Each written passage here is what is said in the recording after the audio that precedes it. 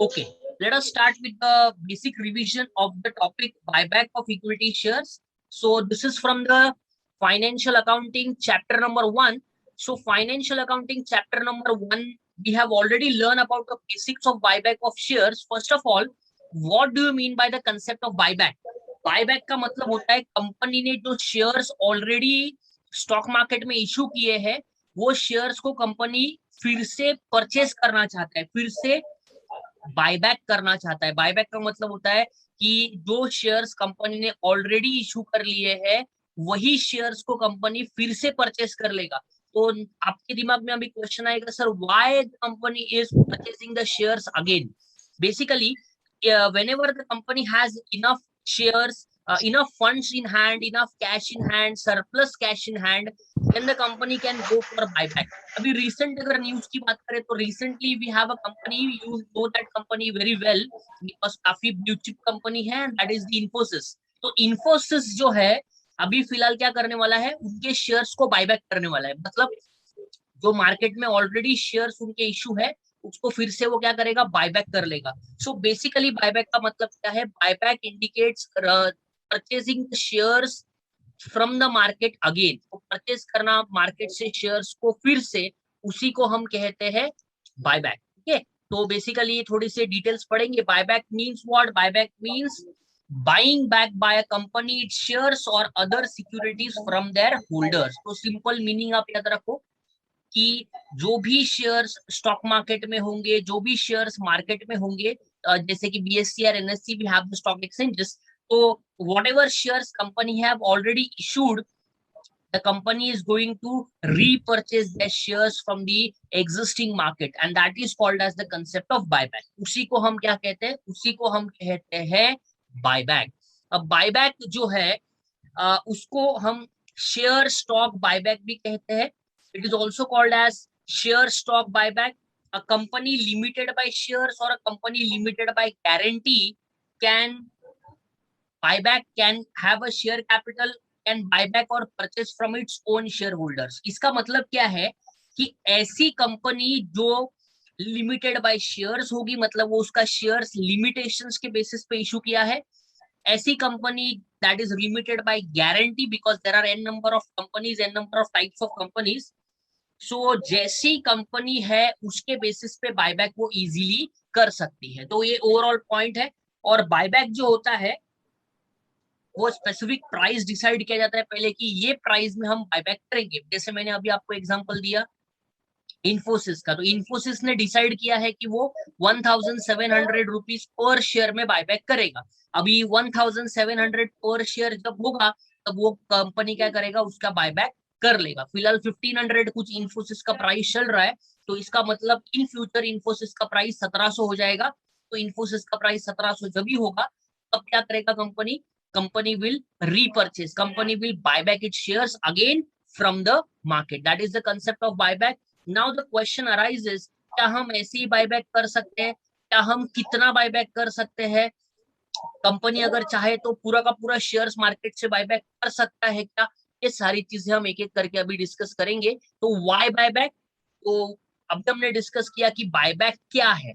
Basically buyback क्यों किया जाता है, why we are going to do buyback. ये कुछ कंडीशंस है, ध्यान से एक एक करके देखते हैं। देखो, एक्वायर करना अदर कंपनीज को, अगर कंपनी एक्वायर करता है अदर कंपनीज को, तो भी कंपनी बायबैक कर सकता है। Company is enough having the surplus cash, मतलब कंपनी के पास बहुत सारा पैसा है, कंपनी के पास इनफ फंड्स है, कंपनी के पास इनफ कैश फ्लो है। सो ये जो कैश फ्लो या इनफ फंड्स होंगे, उसका किस तरीके से कंपनी यूज कर सकता है, वो एक एक चीज देखेंगे। If the company is having surplus cash, company can go for first option, that is paying high dividend। तो सबसे सिंपल ऑप्शन है, ज्यादा पैसा आएगा तो शेयर होल्डर्स को क्या किया जाएगा? शेयर होल्डर्स को अच्छा डिविडेंड दिया जाएगा, शेयर होल्डर्स को हाई डिविडेंड दिया जाएगा। सो बेसिकली शेयर होल्डर्स को अच्छा डिविडेंड देना, शेयर होल्डर्स को हाई डिविडेंड देना, ये बेसिक पॉइंट है अगर if we are having the surplus cash available. The second option is acquire the other companies. जो डिफरेंट डिफरेंट अदर कंपनीज है उनको परचेस करना, उनको एक्वायर करना। जैसे अभी आपने देखा होगा रिसेंट न्यूज, रिलायंस ने जस्ट डायल में 66% का स्टेक एक्वायर कर लिया है। मतलब रिलायंस क्या करेगा, अभी जस्ट डायल में उसने स्टेक एक्वायर कर लिया, मतलब जस्ट डायल का जो भी डेटाबेस है वो सब कुछ रिलायंस को मिल जाएगा. So basically, whenever the company is having enough funds, whenever the company is having extra cash, तो एक्स्ट्रा कैश जब भी कंपनी के पास होती है तो अकॉर्डिंगली कंपनी क्या करता है, कंपनी डिविडेंड एक तो पेमेंट करता है, कंपनी सेकंड ऑप्शन देखता है कि कोई अच्छा कंपनी है या एक्वायर कर सकता है कंपनी, तो एक्विजिशन हो सकता है. तो ये सारे पॉइंट्स आपको याद रखना. उसके बाद नेक्स्ट पॉइंट है आपका इन्वेस्ट कर सकता है सिक्योरिटीज में. तो company have an other option available, that is they can also invest in the securities. Otherwise they can also go for buyback. तो यूज कर सकता है वो इनफ कैश फॉर बायबैक. तो this are the basic options available whenever the company is having the surplus cash.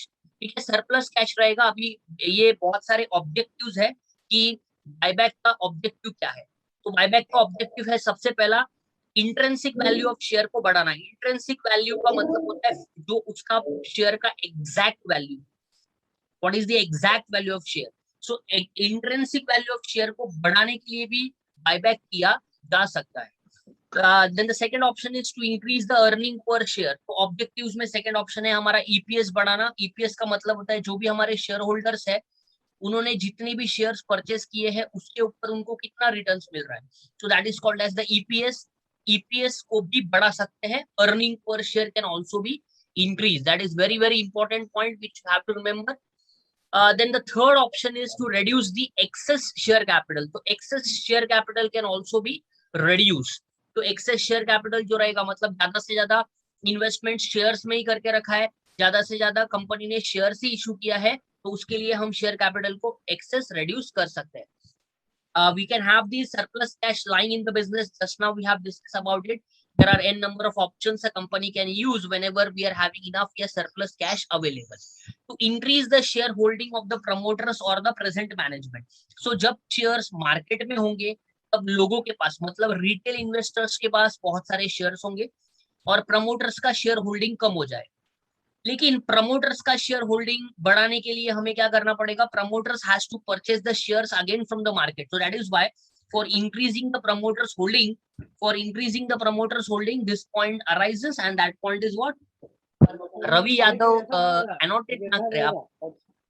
Just 1 second में आपका annotation ही बंद कर देता हूँ सबका. क्या गाली बोल के sorry sir sorry. Kindly do not annotate, do not write anything, just you have to listen. ठीक है, आपको सिर्फ सुनना है. आपके पास पेन अवेलेबल है, आप पेन से स्क्रीन पे कुछ भी लिखोगे फिर प्रॉब्लम क्रिएट हो जाएगा ना. तो ध्यान से समझो. सिर्फ मुझे समझ में आता है यहाँ पे किसने एनोटेट किया है, तो फिर काफी प्रॉब्लम क्रिएट ना करें आप, वरना मैं आपको फिर लेक्चर में से ब्लॉक कर दूंगा. To increase the share holding of the promoters. तो प्रमोटर्स मैनेजमेंट बढ़ाना, प्रमोटर्स का शेयर होल्डिंग बढ़ाना, ये सारी चीजें आपको ध्यान रखनी है. Then the next point is to prevent take over competes of the attempts of the competitors. तो जो कॉम्पिटिटर्स होंगे वो हमारे बिजनेस को टेक ओवर कर सकते हैं. इसके लिए वो भी एक ऑप्शन अवेलेबल है, वो टेक ओवर ना करे. फॉर दैट पर्पस ऑब्जेक्टिव्स है बायबैक के. तो इतने इंपॉर्टेंट नहीं है, सिर्फ आपको ओवरऑल पढ़ने के लिए यहाँ पे डाले हैं ताकि अगर जो एमसीक्यूज बेस्ड पूछे जाएंगे तो उसमें आपको एक कंसेप्ट क्लियर होने चाहिए. To effect the financial restructuring or compromise or arrangement or the amalgamation. तो amalgamation करने के लिए, financial restructuring करने के लिए भी ये सारी चीजें अवेलेबल होती है. and these are the major objectives of buyback.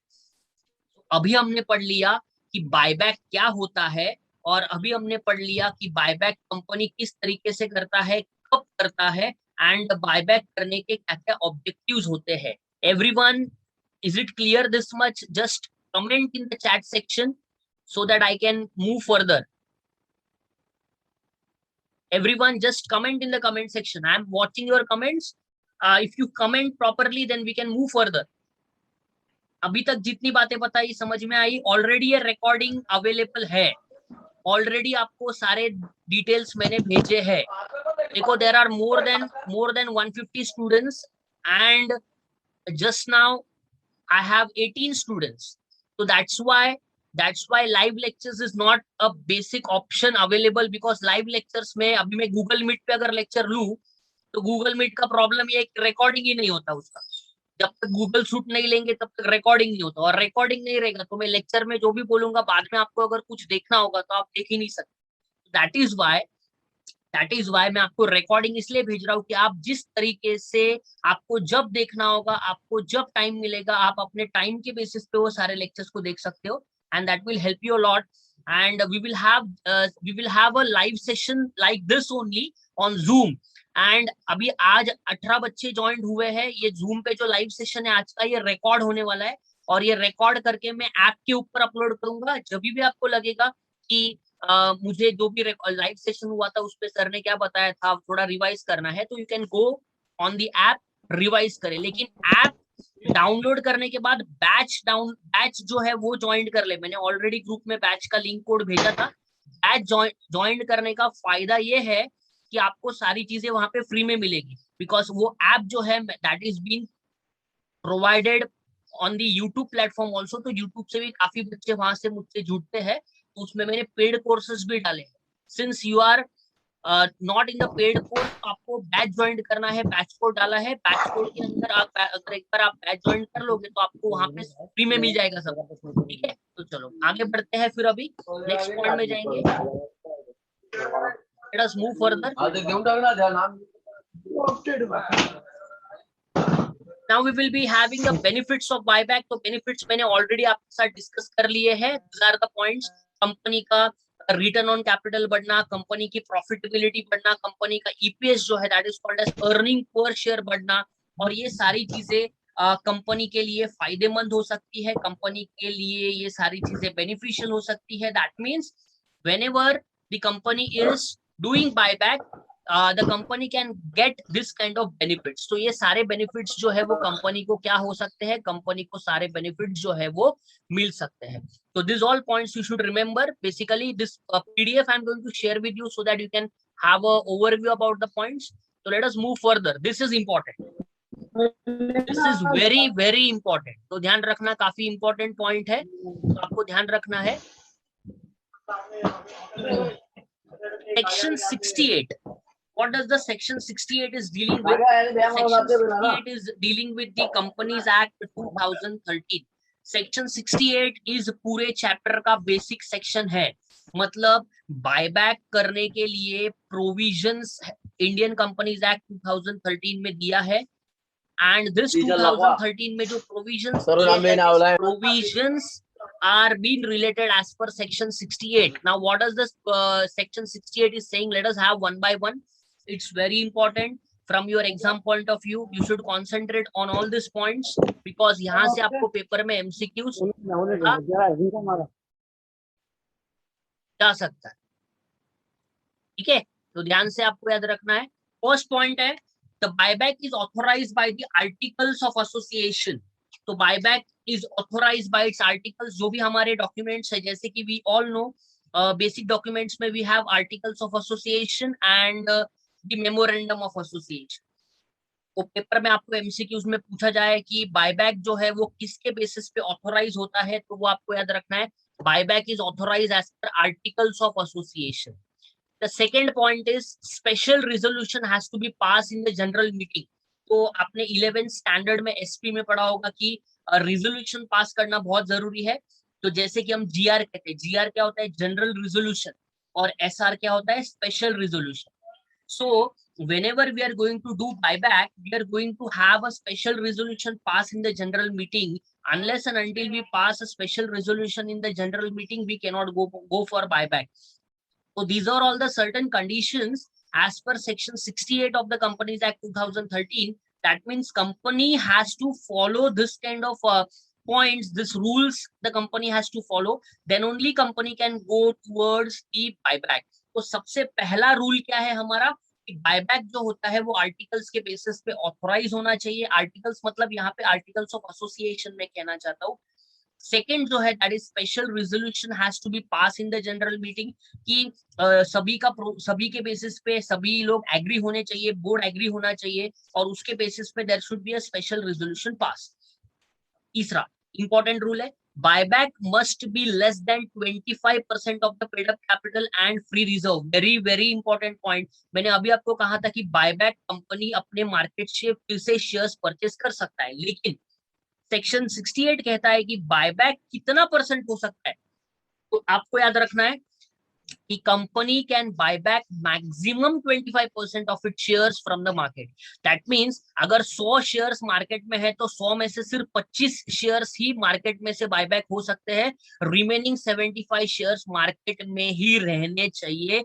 ऐसा सेबी का रूल है, ऐसे गाइडलाइन सेबी ने दिए हैं और ऐसे पूरे provision section 68 of the companies act 2013 में कहा गया है। आपको याद रखना है परसेंटेज, बहुत ही इंपॉर्टेंट एमसीक्यूज में पूछा जा सकता है कि कंपनी कितना परसेंट मैक्सिमम बायबैक कर सकता है, how much buyback a company can do. So we have to remember that company can buy back maximum 25% of paid up capital and the free reserve. ठीक है, further a company cannot buy back more than 25% of the number of shares issued. So that is the major point which I have already explained to you, that company can maximum do buyback of 25% of its shares. Company cannot do buyback more than 25%.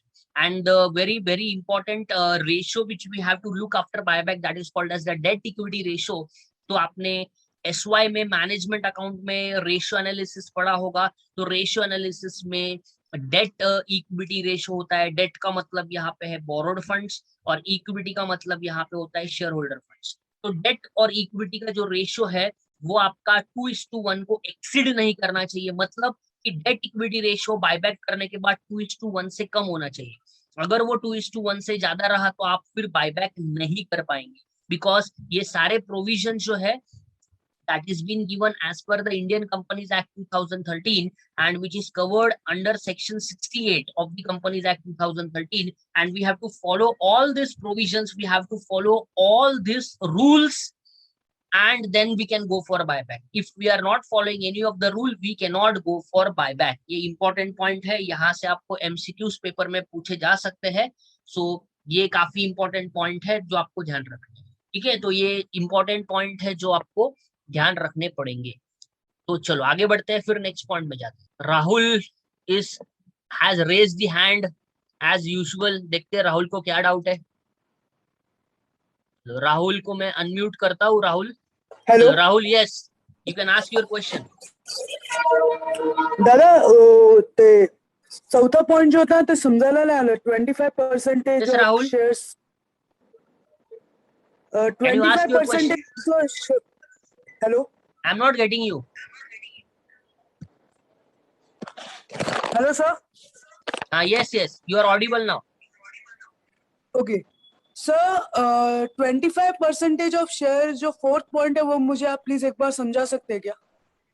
Yes yes, जो आपने बोला था कि तो 25% of the share up capital, share paid up capital can be buyback. इसका मतलब क्या है कि if the company has issued 100 shares in the market, then company can buy back या company can repurchase only 25% of that. तो 100 का 25% कितना आएगा? 25 आएगा। मतलब ये है कि जो भी मार्केट से शेयर्स कंपनी बायबैक करेगा, कंपनी सिर्फ 25% ही बायबैक कर सकता है। रिमेनिंग 75% शेयर्स अभी भी मार्केट में होंगे। अगर कंपनी ने सबके सब शेयर्स बायबैक कर लिए तो फिर सभी डिसीजंस पावर कंपनी के पास आ जाएगा and there will be a problem related to the shareholders. That is why as per the section 68 of the Companies Act 2013, it is been restricted that company can maximum do buyback of 25%. चलो ठीक है, चलो आगे बढ़ते हैं। फिर अभी हमारे नेक्स्ट पॉइंट में जाते हैं। स्टेप्स इन बायबैक काफी इंपॉर्टेंट है, ये आपको प्रैक्टिकल क्वेश्चन सॉल्व करने के लिए यूज होंगे, जिसके वीडियोस मैंने ऑलरेडी आपको दे दिए हैं। और जो बच्चों ने अभी लेट ज्वाइन किया है, एडमिशन लेट हुआ है, ग्रुप में लेट ज्वाइन हुए हैं, उनके लिए सारे वीडियोस का लिंक एक साथ भेज दूंगा आज। ये जो आज का वीडियो है, हमारा आज का लेक्चर है, इसका रिकॉर्डिंग आपको ऐप के ऊपर मिल जाएगा। और जो मैंने पहले जितने भी आपको वीडियोस भेजे थे वो सारे वीडियोस का लिंक बना के एक साथ आपको ग्रुप में शेयर हो जाएगा। तो अपने टाइम के बेसिस पे आप वीडियोस को देखें, जिस तरीके से क्वेश्चन सॉल्व किए हैं वो क्वेश्चंस अपने बुक में सॉल्व करके रखें ताकि आपको आगे कोई प्रॉब्लम्स ना हो। Let us start with the steps in the buyback. The first step in the buyback is sources. तो आपको सोर्सेस आइडेंटिफाई करना है। मैं एक प्रैक्टिकल एग्जांपल लेता हूं, तो मैंने आपको ऑलरेडी सॉल्व करवाया है। Second step is we have to calculate 25% of the own funds. तो हमें 25% ढूंढना है ओन फंड्स का। ओन फंड्स क्या होते हैं, ओन फंड्स का 25% कैसे ढूंढना है, every point we are going to see now. So let us see one by one. First the theoretical basics, then we will have a practical solving also, practical question जो मैंने solve करवाया है उसी को आपके साथ शेयर करूंगा। फिर उसका पूरा explanation वीडियो में मैंने आपको ऑलरेडी दे दिया। The rule number third is own funds minus 50% of the borrowed funds. So we have to calculate the own funds. Own funds हम जो calculate करेंगे उससे आपको क्या करना है, 50% ऑफ borrowed fund ढूंढना है और वो माइनस करना है। तो ये पहले रूल याद रखें, इसको मैं प्रैक्टिकल जब आपको समझाऊंगा तब that will be very much helpful for you कि किस तरीके से इसको हमें सॉल्व करना है। फिर नेक्स्ट स्टेप हमारा होता है 25% of equity share capital fully paid up. अब इंपॉर्टेंट कंडीशन है यहाँ पे फुल्ली पेड अप। तो what is the point fully paid up means? So यहाँ पे अगर हम ध्यान से देखें तो 25% we have to calculate of the equity share capital and that should be fully paid up. Now remember very important rule which I am saying now, partly paid up equity shares होंगे या partly paid up जो भी shares होंगे उसका हम buyback नहीं कर सकते। इसका मतलब क्या है? इसका मतलब ये है कि अगर हमारे शेयर्स का फेस वैल्यू 10 है और 10 रुपीज हमारे शेयर्स का फेस वैल्यू है, लेकिन लोगों से हमें पैसे सिर्फ 8 रुपीज आए होंगे, तो 2 रुपया लोगों से आना बाकी है, शेयर होल्डर से आना पेंडिंग है।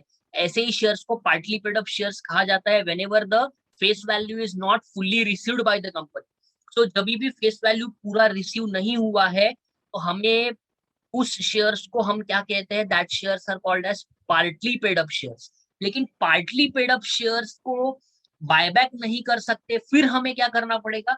सो in that case partly paid up shares will be converted into fully paid up shares. तो हम क्या करेंगे, पार्टली पेड अप शेयर्स को फुल्ली पेड अप शेयर्स में कन्वर्ट करेंगे। लोगों को बोलेंगे जितने पैसे आपके पेंडिंग है वो पेमेंट करो, भरो, और फिर जब लोग पूरा पेमेंट कर देंगे उसके बाद वो पार्टली पेड अप शेयर्स क्या हो जाएगा, वो partly paid up shares fully paid up हो जाएगा और फुल्ली पेड अप होने के बाद ही हम बायबैक कर सकते हैं। तो these are the rules, these are the steps which we can use for calculating the buyback.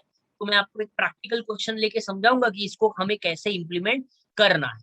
फिर लास्ट में हम ढूंढते हैं मैक्सिमम बायबैक, कितना कंपनी मैक्सिमम बायबैक कर सकता है। तो all this points which we are written over here called as the steps in the buyback of shares. This will be used while solving the questions, and the questions which we are going to solve वो हमने already solve कर लिया है। किस तरीके से उसको solve करना है वो सारे वीडियोस में आपको फिर से एक बार अभी सेंड कर दूंगा। तो this was an overall revision related to the point कि किस तरीके से इसको हमें अभी याद रखना है। तो अभी फ्री रिजर्व्स के बारे में ध्यान रखना। इस चैप्टर में फ्री रिजर्व्स का कंसेप्ट बहुत इंपॉर्टेंट है। Now the question arises, sir what is the meaning of free reserves? What do you mean by the concept of free reserves? ठीक है, तो फ्री रिजर्व्स का मतलब क्या है, फ्री रिजर्व्स का मतलब क्या है वो आपको ध्यान रखना है। तो किस तरीके से हम फ्री रिजर्व्स को ध्यान रखेंगे, क्या क्या चीजें हैं उसमें आपको ध्यान रखना है। Let us see one by one.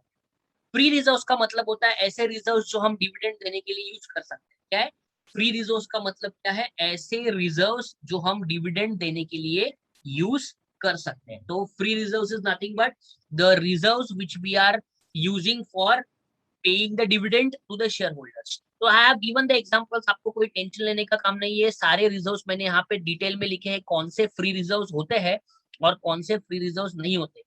All those reserves which we cannot use for paying the dividend to the shareholders are called as other reserves. That means they are non-free reserves. और इस chapter में free reserves ही हमारे लिए important है। Let us see one by one. Profit and loss account, general reserve account, dividend equalisation reserve account, securities premium account, investment fluctuation reserve. तो ये सारे जो रिजर्व्स आपको दिख रहे हैं ये सारे हमारे फ्री रिजर्व्स है। एंड ये रिजर्व्स को छोड़ के बाकी जितने भी रिजर्व्स हमारे क्वेश्चन में दिए जाएंगे that will be called as the other reserves. उसको हम क्या कहेंगे? उसको हम अदर रिजर्व्स कहेंगे या नॉन फ्री रिजर्व्स कहेंगे। तो simple meaning of free reserves is what? All those reserves which can be used for paying dividend is called as free reserves, and all those reserves which we cannot use for paying the dividend is called as non free reserves. लेकिन dividend देने के लिए इसमें से एक reserve use नहीं होता, securities premium. लेकिन इस चैप्टर में, इसलिए मैंने इसको हाईलाइट किया है, इस चैप्टर में securities premium is also called as a free reserve. So why I am more stressing on the free reserve concept, because while calculating the sources of buyback, we are having the free reserves part as very important. तो free reserves काफी important role play करता है, जो आपको ध्यान रखना है, ठीक है। तो अभी हम देखेंगे हमारे एक प्रैक्टिकल क्वेश्चन को, जो मैं आपके साथ अभी शेयर कर रहा हूँ, ध्यान से। और अगर बीच में से कट जाता है तो फिर से सेम लिंक से ज्वाइन कर लेना, ठीक है। Okay, I have shared the question with you. इसका मैंने ऑलरेडी वीडियो आपको भेज दिया था, वीडियो हमने सीख लिया है, और वीडियो हमने किस तरीके से इसमें कैसे सॉल्व करना है वो भी देखा है, ठीक है। आपके सामने क्वेश्चन कुछ इस तरीके से है। From the following information of Bhushan limited, calculate the maximum number of shares firm can buy back. तो maximum number of shares firm can buy back, आपके सामने देखो कंपनी का details available. 60,000 equity shares of 100 each fully paid up. Now this is fully paid up, no issue in that. We have general reserve, we have profit and loss, we have securities premium, and we have secured loan, unsecured loan. So these are the details given to you in the question. And हमें calculate करना है buyback. अब ध्यान से समझना, सब कुछ मैंने यहाँ पे सॉल्व करके रखा है ताकि हमारा टाइम भी बच जाए और आपका रिवीजन भी हो जाए। इसका वीडियो ऑलरेडी मैंने आपके साथ शेयर किया था, अगर आपने नहीं देखा है तो अभी मैं इस लेक्चर के बाद सारे वीडियोस एक साथ शेयर कर रहा हूँ, सो दैट आपको उसका रिवीजन प्रॉपरली सिस्टमैटिक बेसिस पे हो। नंबर 1, सबसे पहला point, we will be calculating the free reserve, ठीक है। अगर बीच में से कट जाएगा तो सेम लिंक से रीजॉइंट कर लो। I am repeating it again, same link से रीजॉइंट कर लेना ताकि ये क्वेश्चन नंबर 1 हमारा रिवाइज हो सके, ठीक है।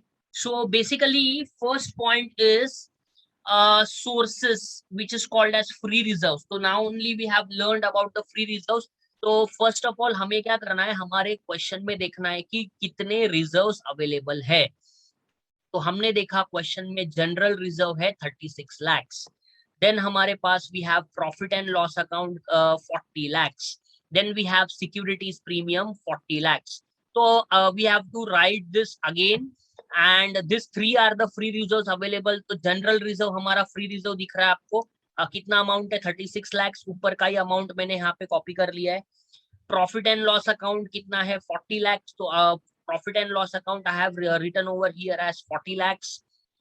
सिक्योरिटीज प्रीमियम तो हमने यहाँ पे देखा, तो सिक्योरिटीज प्रीमियम है हमारा 4 lakhs, तो I have written 4 lakhs over here.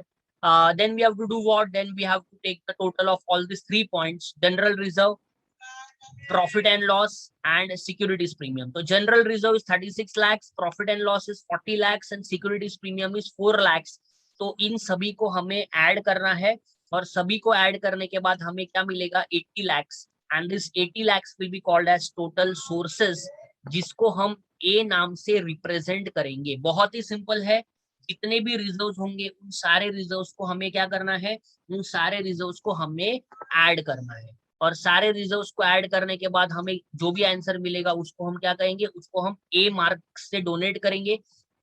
तो ये ए नंबर जो है, A is what, A is total sources, and that is related with 80 lakhs। तो ए हमारा टोटल सोर्सेस है, और वो हमारा कितना है, वो हमारा 80 lakhs यहाँ पे लिखा गया है, ठीक है। तो काफी सिंपल कैलकुलेशन होता है, कोई प्रॉब्लम ही नहीं है इसमें। तो आपको ध्यान रखना है कि किस तरीके से इसको हमें सॉल्व करना है। सबसे पहला हमें सोर्सेज ढूंढना है। सोर्सेज ढूंढने के बाद अगला स्टेप, तो अगला स्टेप ध्यान रखना बहुत ही इंपॉर्टेंट है अगला step. And next step is own funds minus own funds, and we are going to calculate the 25% of own funds. तो हम क्या करेंगे, पहले ओन फंड्स ढूंढेंगे और उसका 25% ढूंढेंगे। तो इक्विटी शेयर कैपिटल, बहुत ही सिंपल फॉर्मूला है, याद रखना, equity share capital plus preference share capital plus free reserves, ठीक है। ये क्वेश्चन आप अपने बुक में सॉल्व करके रखिए। सिर्फ ऑनलाइन लेक्चर्स में सिर्फ वीडियोस देखना या ऑनलाइन लेक्चर अटेंड करना कुछ इंपॉर्टेंट नहीं है। This you have to solve in your book, because इस बार आपको एमसीक्यूज बेस में प्रैक्टिकल क्वेश्चंस भी आएंगे। तो प्रैक्टिकल क्वेश्चन छोटे छोटे आएंगे 2-2 मार्क्स के लिए। तो अगर आइए आपको चीजें पता नहीं होगी तो you can not solve that kind of questions. इसका आंसर आपको गूगल पे भी नहीं मिलेगा, बिकॉज एमसीक्यूज बेस आया तो सब गूगल पे आंसर ढूंढते हैं, सब बुक में आंसर ढूंढते हैं और अटेम्प्ट करते हैं। लेकिन इस बार आपको एमसीक्यूज बेस में प्रैक्टिकल छोटे छोटे क्वेश्चंस आएंगे, तो ध्यान रखना। उसके लिए आपको क्या करना है, उसके लिए आपको ये सारी चीजें याद रखनी है। तो सबसे पहले equity share capital, plus preferential capital plus free reserves. Now equity share capital. Let us see the question one more time. So we have 60,000 equity shares of 100 each. तो हमने क्या किया, 60,000 को 100 से मल्टीप्लाई कर लिया, तो हमें फिर मिल गया 60 लाख। यहाँ पे मैंने इक्विटी शेयर कैपिटल लिखा है 60 लाख। तो आप कहेंगे सर 60 लाख कैसे आया, तो ये 60 लाख इस तरीके से हमने लिखा है। Next is preferential capital. Since we are not having preference in the question, I have put a dash over here. फिर ऐड फ्री रिजर्व्स। अभी फ्री रिजर्व्स कहाँ से लाया, देखो पॉइंट नंबर 1 में आपको टोटल सोर्सेस मिला था 80 लाख, वही आपको यहाँ पे नीचे कॉपी करना है 80 लाख। तो 60 lakhs plus 80 lakhs will be 1 crore 40 lakhs, and this 1 crore 40 lakhs is what? This is your own funds. तो ये आपका own funds आ गया 1 करोड़ 40 लाख। तो 1 करोड़ 40 लाख आपका own funds यहाँ पे बन गया। तो स्टेप नंबर 1 है आपका टोटल सोर्सेस को कैलकुलेट करना। How do we calculate total sources? We are calculating total sources by adding all the reserves. हम सारे रिजर्व्स को ऐड कर लेते हैं तो हमें टोटल सोर्सेस मिल जाते हैं। और टोटल सोर्सेस मिलने के बाद हम अगले स्टेप में जाते हैं। Step number 2 will be own funds and 25% of own funds. तो हम क्या करते हैं, ओन फंड्स और 25% ढूंढते हैं ओन फंड्स का। तो 25% ओन फंड्स का हम कैलकुलेट कर लेते हैं। तो उस तरीके से हमें क्या मिल जाता है, हमारा second point, and that is the. So step number 1 हमने पढ़ लिया, स्टेप नंबर 2 हमने पढ़ लिया है। स्टेप नंबर 1 हमारा हो चुका है। स्टेप नंबर 1 क्या है, टोटल सोर्सेस को कैलकुलेट करना।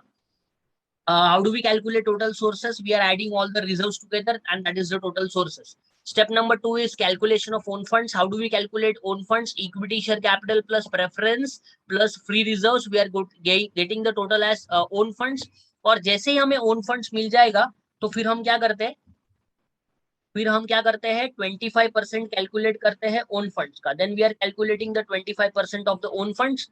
तो हमारे पास 25% ऑफ द ओन फंड्स आ जाते हैं। और हमने क्या किया, 1 करोड़ 40 लाख का 25% कैलकुलेट कर लिया। आप बोले सर 25% कहाँ से आया, तो हमने अभी रूल पढ़ा था कि बायबैक 25% हो सकता है, ठीक है। तो 25% of the own funds calculate कर लिया तो हमें मिल गया 35 lakh, and the option number B जो है दैट इज 35 लाख। तो यहाँ पे स्टूडेंट्स गलती करते हैं कि 1 करोड़ 40 लाख को ही वो बी मार्किंग करते हैं, वैसा नहीं करना है। 1 crore 40 lakh is your own funds, and point number 2 में स्पेसिफाई किया है यहाँ पे मैंने कि own funds and 25% of own funds. तो we need to calculate the own funds and we need to calculate 25% of the own funds. So since we have own funds of 1 crore 40 lakhs and 25% of the 1 crore 40 lakhs will be 335 lakhs, and that will be marked as alphabet B. तो alphabet A हमारे पास आ चुका है, alphabet B भी हमारे पास आ चुका है। अभी हम जाएंगे हमारे तीसरे ऑप्शन में, और तीसरा ऑप्शन है हमारा पॉइंट नंबर 3। पॉइंट नंबर 3 क्या है? Point number 3 is own funds minus 50% of borrowed funds. तो ध्यान रखना है, ओन फंड्स में से हमें बोरोड फंड्स कैलकुलेट करके उसका 50% ढूंढना है। जैसे अभी ओन फंड्स यहाँ पे मैंने लिखा है 1 करोड़ 40 लाख। ये कहाँ से लाया 1 करोड़ 40 लाख? तो ये आपको ऊपर दिख रहा है, एरो मार्क भी किया है मैंने यहाँ पे। 1 crore 40 lakh is the own funds. तो 1 करोड़ 40 लाख में से हमें बोरोड फंड्स लेने हैं। बोरोड फंड्स आप बोलेंगे वो कहाँ से लाए सर? बोरोड फंड्स देखो यहाँ पे मैंने हाईलाइट किया है, we have secured loan 40 lakhs and we have unsecured loan 20 lakhs. तो 40 lakhs और 20 lakhs ये दोनों के दोनों हमारे borrowed funds है। तो 40 lakhs and 20 lakhs ये दोनों के दोनों हमारे borrowed funds है। अभी जिनको भी कोई प्रॉब्लम आता है, जिनको भी कोई डाउट आता है, वो वीडियो का रिकॉर्डिंग देख सकते हैं, ताकि जो हमने वीडियोस ऑलरेडी मैंने प्रोवाइड कर लिए वो आप ध्यान से देखो, 2 बार देखो, 4 बार देखो, 10 बार देखो, जब तक आप मेरे पॉइंट्स आपको समझ में नहीं आएंगे, ठीक है। मैंने बहुत ही अच्छी तरीके से सिंपल वे में आपको बताया। फर्स्ट स्टेप करना है फ्री रिजर्व्स का टोटल करना, सेकेंड स्टेप करना है ओन फंड्स का कैलकुलेशन करना, एंड देन टू अगर आपको थोड़ा लग रहा है कि कुछ पॉइंट में मुझे क्लैरिफाई नहीं हो रहा है, तो you can see the recording so that आपको सारी चीजें वहां पे रिकॉर्ड हुई मिलेगी। आप अपने बेसिस पे अपने मर्जी से टाइम से देख सकते हैं।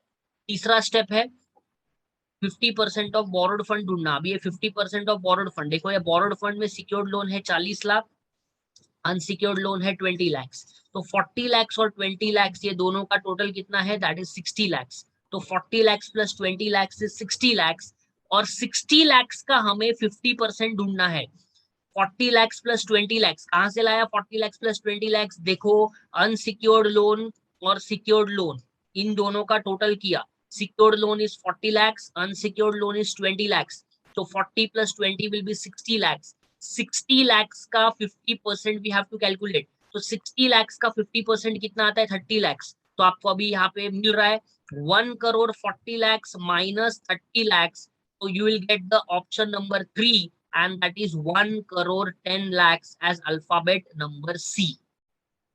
तो ये कैलकुलेशन ही बहुत इंपॉर्टेंट है. You need to practice this for remembering the steps. Step number 1, sources. Step number 2, own funds and 25% of own funds. Step number 3 is 50% of the borrowed funds. So step number 3 क्या करना है? 50% ढूंढना है borrowed funds का और own funds में से उसको माइनस कर देना है. तो हमने step number 3 भी कैलकुलेट कर लिया. That is alphabet C. ठीक है, स्टेप नंबर 1 हुआ, स्टेप नंबर 2 हुआ, स्टेप नंबर 3 हुआ. Everyone clear with this much? तो एक बार कमेंट करके बता दो मुझे, सभी को क्लियर है इतना? Just tell me in the comment section once so that we can move further.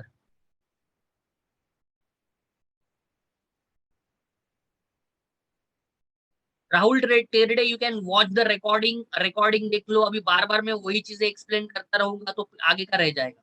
ठीक है Rahul, you are informed that you can watch the recording देख लेना. और रिकॉर्डिंग देख के भी कुछ प्रॉब्लम आता है तो फिर मुझे आप मैसेज कर सकते हैं.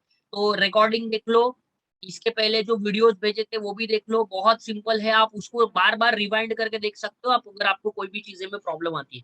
तो हमने पहला स्टेप देखा सोर्सेस, दूसरा स्टेप देखा own funds and 25% of the own funds.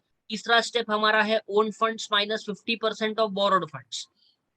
अब फोर्थ और आखिरी step is very important, very technical, very calculative. तो ध्यान रखना ये स्टेप में गड़बड़ होता है, ये स्टेप में आपके मिस्टेक होते हैं. तो जरा कॉन्सेंट्रेट करके सुनो जो अभी मैं कहना चाहता हूँ.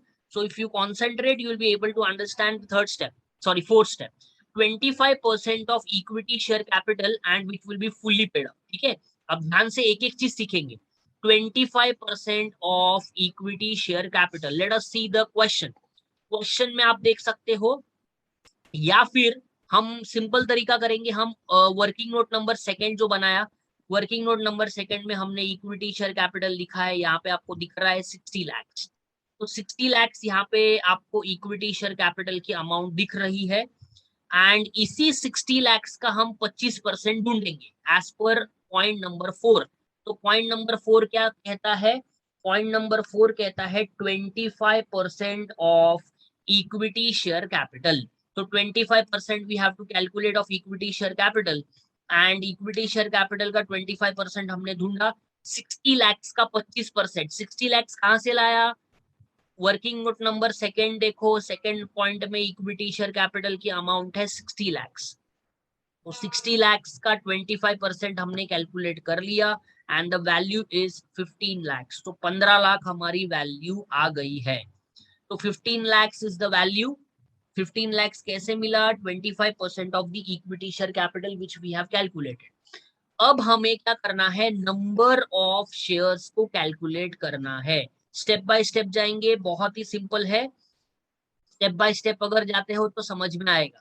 सबसे पहले we have to calculate 25% of equity share capital and the amount is 15 lakhs. फिर 15 लाख को हमने फेस वैल्यू से डिवाइड किया. फेस वैल्यू कहां से आया? यहाँ पे देखो 60,000 इक्विटी शेयर्स ऑफ ₹100 ईच. तो 100 हमारा फेस वैल्यू है. तो हमने क्या किया? 15 लाख को 100 से डिवाइड किया. We got the answer as 15,000 shares. हमको आंसर मिला है 15,000 शेयर्स. ठीक है, कैसे मिला? 15 lakh divided by face value 100. तो we got the answer as 15,000 shares. Then the next step will be we need to calculate the amount of shares. अभी ये कैसे ढूंढना है? Amount of shares calculate करने के लिए we are using the formula number of shares multiplied by offer price. ठीक है, नंबर ऑफ शेयर्स को आपको क्या करना है? ऑफर प्राइस के साथ मल्टीप्लाई करना है. तो अभी नंबर ऑफ शेयर्स कहां से लाएंगे? ये देखो, ये 15,000 जो हमने कैलकुलेट किया है वही हमने नंबर ऑफ शेयर्स में लेने हैं. So number of shares is 15,000 and offer price कहाँ से लाना है? Offer price आपको क्वेश्चन में दिया जाता है, ठीक है। ऑफर प्राइस क्या करते हैं, हमें क्वेश्चन में दिया जाता है, तो यहाँ पे ऑफर प्राइस मेंशन है, एक्चुअली मैंने यहाँ पे लिखा नहीं है, तो मैं यहाँ पे लिख देता हूँ 250, ठीक है। क्वेश्चन में ऑफर प्राइस दिया जाएगा, तो I will be writing over here 250, ठीक है। तो ऑफर प्राइस यहाँ पे आपके पास है, तो क्या करना है हमको 250 से मल्टीप्लाई करना है, तो we are getting the 15,000 multiplied by 250, that is 37,50,000। तो offer price will be given in the question, don't worry about the point कि ऑफर प्राइस का नहीं रहेगा तो क्या करने का। वैसे वाले क्वेश्चंस भी मैंने सॉल्व करवाए हैं कि ऑफर प्राइस अगर नहीं दिया रहेगा तो हमें ऑफर प्राइस कैलकुलेट करनी पड़ती है। That also have solve properly, हमने स्टेप बाय स्टेप सीखा है। स्टेप नंबर 1 से लेके बैलेंस शीट तक हमने स्टेप बाय स्टेप सारे वर्किंग नोट्स कैसे बनाने हैं, every point we have seen properly and I think you have watched all the videos properly. If you have not yet watched, अभी हमने ये जो लेक्चर के बाद मैं आपको सारे वीडियोस का लिंक एक बार फिर से भेज दूंगा। अब हमारा पॉइंट नंबर 4 हो चुका है कंप्लीट। पॉइंट नंबर 4 को एक बार फिर से रिपीट करता हूँ, काफी इंपॉर्टेंट कैलकुलेशन है। Step number 1 in the point number 4 is we will calculate 25% of the equity share capital. We are having 60 lakhs in the question and 60 lakhs को हमने क्या किया, 60 lakhs को हमने 25% कैलकुलेट कर लिया, तो we got the answer as 15 lakhs. After 15 lakhs number of shares calculate किए, 15 lakhs divided by the face value. The face value in the question was 100, तो 15 lakhs को हमने 100 से डिवाइड कर दिया, तो हमें मिल गया 15,000 shares. Then the next point is amount of shares. तो amount of shares कैसे कैलकुलेट होते हैं? Amount of shares कैलकुलेट करने के लिए हमें करना पड़ता है number of shares multiplied by offer price. तो आपको number of shares को offer price के साथ multiply करना है, तो आपको मिल जाएगा answer. Offer price is given in the question as 250, 15,000 को अगर हम 250 से मल्टीप्लाई करेंगे तो we will get the answer as 37,50,000। अभी ध्यान से सुनना, we got A, we got B, we got C and we got D. A कितना था, देखो ए था हमारा पॉइंट नंबर 1 में 80 lakhs, बी कितना था, बी था हमारा पॉइंट नंबर 2 में, it was 35 lakhs, she was 1 crore 10 lakhs and D which we have calculated now is 37,50,000. Now what is the rule for buyback? Buyback is saying that very simple rule, A, B, C and D, whichever is less we are going to consider. तो A, B, C और D, A, B, C, D एक बार देख लो। A का 80 लाख है, B का 35 lakhs है, C का 1 crore 10 lakh है and D we are having as 37,50,000. Which of the following is smallest from all this? तो इनमें से छोटा अमाउंट देखना है, तो देखो सबसे छोटा ये B दिख रहा है मुझे 35 lakhs, तो 35 lakhs को हमें डिवाइड करना है ऑफर प्राइस के साथ। 35 lakhs को हमने डिवाइड किया ऑफर प्राइस के साथ and the offer price is 250, जो मैंने आपको ऑलरेडी मेंशन करवाया ऊपर कि ऑफर प्राइस इज 250। तो 35 lakhs को अगर हम 250 से डिवाइड करेंगे तो हमें फाइनल आंसर मिलेगा and the final answer is 14,000 shares. तो ये जो कंपनी है, this company can buy back only 14,000 shares can be bye back. तो कितने शेयर्स को बाय बैक कर सकता है? सिर्फ और सिर्फ 14,000 शेयर्स को ही ये बाय बैक कर सकता है। And this is the working note which we are going to prepare. तो ये वर्किंग नोट आपको प्रिपेयर करना है, ये वर्किंग नोट आपको प्रिपेयर करना है फॉर कैलकुलेटिंग द बायबैक। तो कितने स्टेप्स में वर्किंग नोट प्रिपेयर करना है? Step number 1 sources, step number 2 own funds and 25% of own funds, step number 3 own funds minus 50% of borrowed funds, step number 4 25% of equity share capital, और step number 5 maximum buyback A, B, C और D whichever is lower, उनमें से smallest amount ले लो, उसको divide करो offer price के साथ, whatever answer you get that will be your maximum buyback. So these are the steps which you have to remember while solving the practical questions. So now I will be sending you all the videos which I have sent of buyback. जितने भी मैंने buyback की videos भेजे थे, सारे के सारे videos का link आपको मैं share कर रहा हूँ। और ये जो अभी हमने सेशन लिया है इसका रिकॉर्डिंग ऐप में अपलोड करूंगा, तो ऐप डाउनलोड करो। और ऐप में भी ये आपको कहाँ पे मिलेगा? ऐप में ये आपको मिलेगा आपके जो रिकॉर्डिंग सेक्शन में आपका जो बैच है उसके अंदर आपको मिल जाएगा, तो वहां पे आपको इसका रिकॉर्डिंग भी अवेलेबल हो जाएगा। तो that is related with your revision related to buyback. बाकी सारे वीडियोस मैंने ऑलरेडी आपको प्रोवाइड किए हैं। इसी तरीके से हम आगे बढ़ेंगे और इंटरनल रिकंस्ट्रक्शन चैप्टर नंबर 2 मैंने फिलहाल शुरू किया है, तो चैप्टर नंबर 2 इंटरनल रिकंस्ट्रक्शन के आपको वीडियोस मिल रहे हैं। जैसे वो चैप्टर कंप्लीट हो जाएगा वैसे उसका भी एक रिवीजन ले लेंगे, लेकिन रिवीजन में आपको सारी चीजें समझने के लिए आपको वीडियोस ध्यान से देखने पड़ेंगे। ठीक है, that's it from this session for today. Thank you very much all of you. Next lecture में मिलते हैं। Bye bye bye bye, take care.